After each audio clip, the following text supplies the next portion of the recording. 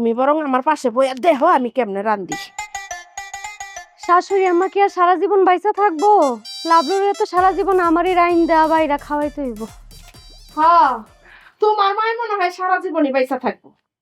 শুনছি তো তোমার বাপে বলে তোমার মায়ের ফালাই থেকে তোমার খালারে বিয়ে করছে। আম্মা, আপনি কিন্তু না জানি না বেশি বক করতেছেন। আমার খালায় আমার বাপের তাবিজ করে মাথাটা পাগল বানায় তারপর ভাগায় লয়ে গেছিল। তাবিজ কবুলের অভ্যাস আছে। আম্মা, লবণ দিছিলেন তরকারিতে? না।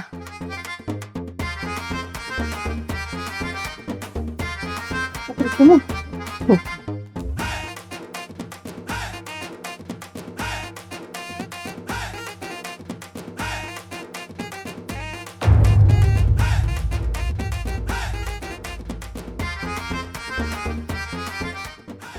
মানিয়া